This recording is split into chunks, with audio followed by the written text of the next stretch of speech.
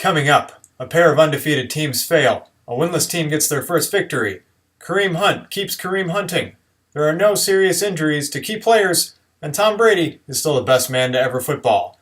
Next on your Week 3 recap.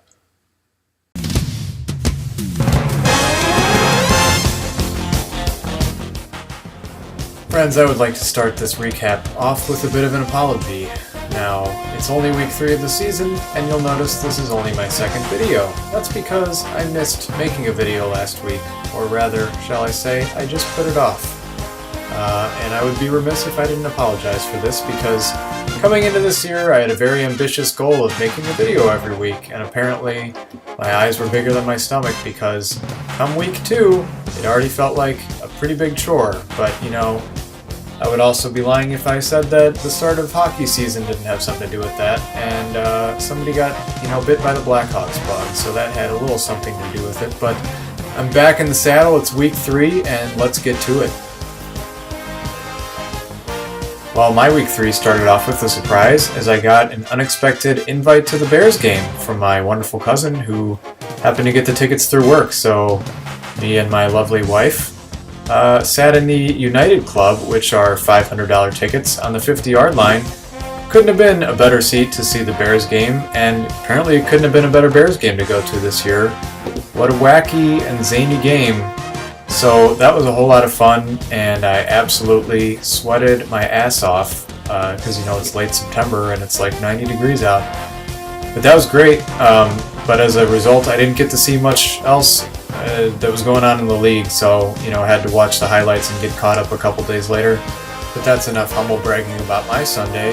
So let's take a look at the award winners for week 3, and then we'll recap the matchups, take a look at the standings, alright? Let's do it. The Golden Hot Dog Award, which is the BFFL's game ball, goes to Dalvin and the Chipmunks for week 3.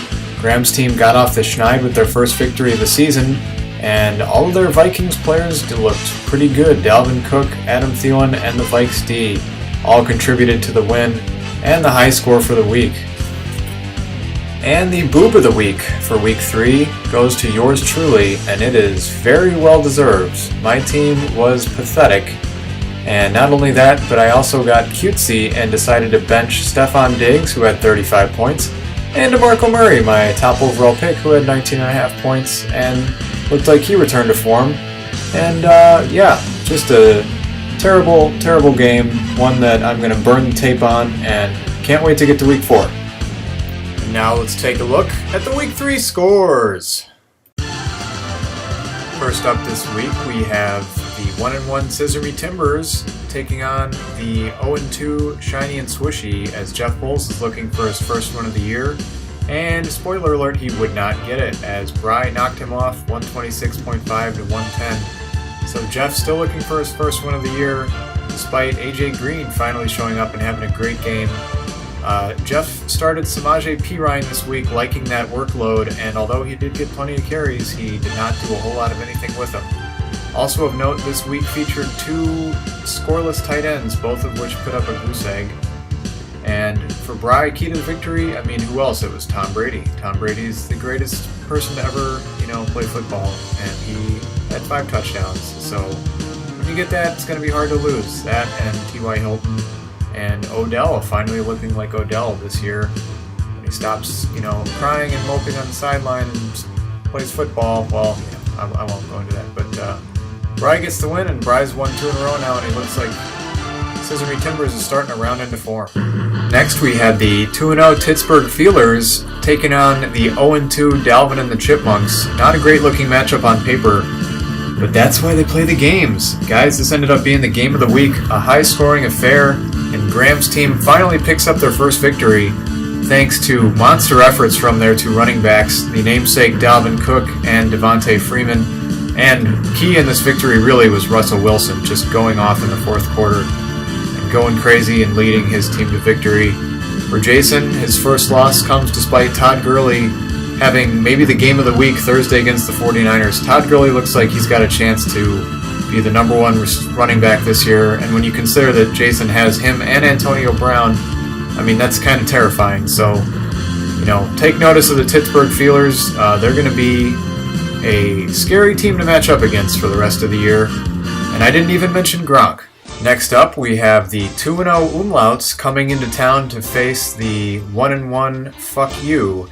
Now, despite the fact that I'd won my first 2 matchups of the season, I was not feeling too good about myself because I had yet to break 100 points and both wins had come in a pretty undecisive fashion. So it was sort of no surprise that week 3, all of the cows or chickens or what have you came home to roost for the Umlauts, and I got roundly pounded by Fuck You, 128.5 to 69, Dan almost doubling up my score. The biggest culprit for the Umlauts this week was probably Derek Carr, who had looked pretty good, establishing himself as probably a legit top 5 quarterback, but man, going into Washington, I mean, what the hell happened? The Raiders' offense looked absolutely horrendous. And as you can see, Dan also suffered from that with Amari Cooper getting almost a goose egg, a half point. So that was bad. And then despite Christian McCaffrey finally sort of showing up, he caught a lot of balls in garbage time for the Panthers and managed a pretty decent looking day on paper at least. And Jordy Nelson had been a nice comeback game. There was just not a lot else going on for the Umlauts. And I definitely got too cute with my roster this week, sitting DeMarco Murray, my top pick, who finally had a good game, in favor of James White, who I thought had a very safe floor, and, well, goes to show what I know. For Dan's team, Dak Prescott had a great game after that awful effort against the Broncos. He was back in form against Arizona in a fun matchup. And Brandon Cooks, folks, we finally saw Brandon Cooks go off and fully realize all the excitement that everybody had for him coming into this season with Tom Brady. So anyways, a nice win for Dan, and that brings him ahead of the Umlauts in the Sable division now, as they're both tied at 2-1, but Dan has a healthy lead in points scored. Next, we had a pair of 1-1 Summerall division rivals as big old TDs came into town to face Keep Pounding. But guess what, folks? Keep Pounding might want to give their team name to the big old TDs, because Jeff's running backs are the ones that were doing the pounding. I know I love to talk about him, but Leonard Fournette, Carlos Hyde, and okay, he's at Marshawn Lynch this week, and Mike Gillisley didn't do a whole lot, but man, those running backs are just pounded and pounded, and they pounded their way to victory. Looking at the score here, there's not a whole lot going on. Carlos Hyde kind of had the only good game on Jeff's team, but somehow, I guess, a little bit of luck's always involved, and he went up against Jurger's team, who was one of the few to have a worse week, with Pierre Garçon being the only standout there. And the Panthers defense doing absolutely no favors for Keep Pounding as they had a negative effect on the game. This was one week where Jurger might have outthought himself with his quarterbacks. Drew Brees narrowly outperforming Matthew Stafford, but that probably wouldn't have made a big difference. And so we're left with a pair of teams moving in opposite directions, as Jeff has won 2 straight after starting the year off with a loss, and Keep Pounding has lost their last 2 after starting with a win. And in the final game of the week, stop me if you're getting tired of this, Tony's Chill Out Inc. is undefeated, 3-0. They're the last unbeaten team in the league as they knocked off the team that has now renamed themselves the K Hunts, formerly known, are now careening off course, fittingly, as somehow, someway, John has managed to go winless to start the year despite having the number 1 player in fantasy. I honestly don't know how that's possible, and I think most other leagues I'm in, the team with Kareem Hunt is undefeated, but I guess it helps when you have a quarterback other than Cam Newton, because Cam has sucked. And as you can see, the Cardinals defense, Justin Tucker, Eric Ebron, and Jay Ajayi also sucked this week, putting the car further off course for John. For Chill Out Inc., Le'Veon Bell is slowly starting to round it back into form. He still hasn't had that Le'Veon Bell game we're expecting, but Doug Baldwin came through, and Aaron Rodgers also was Aaron Rodgers. And I'm going to take a little bit of solace in giggling at Tony for leaving those many points on the bench with Jordan Howard and Sammy Watkins, but it's also kind of ridiculous that his bench would have almost beaten John themselves. So for now, we're left with a 3-0 team pulling away in the Summerall division as John, they say you can't make the playoffs in the first 3 weeks of the season, but you can miss them. I think they say that. So hopefully things will start turning around for John, and maybe, just maybe, does he start think about trading Kareem Hunt? I don't know.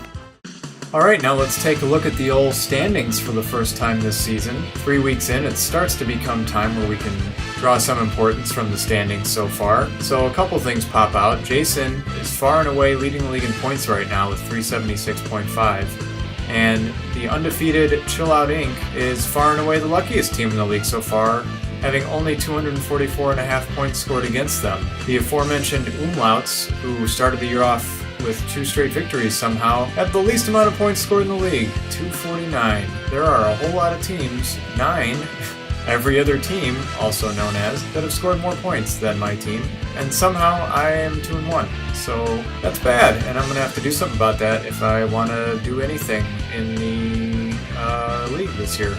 So we have Pittsburgh, fuck you, and the Umlauts locked up in a tie atop the Sable division.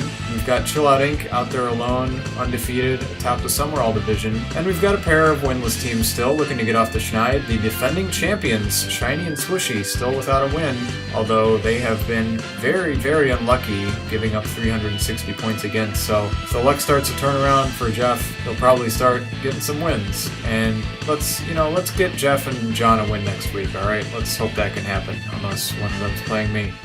Alright guys, well that'll do it for Week 3 review. We've got some good matchups coming up in Week 4. The marquee event is Big Ol' TD's 2-1 against the undefeated Chill Out Inc. So that's a good one.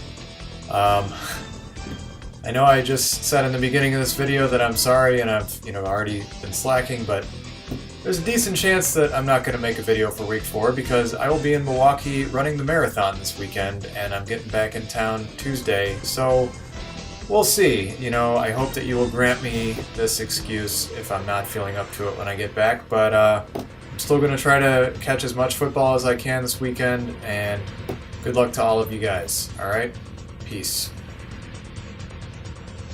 Why did I just say peace?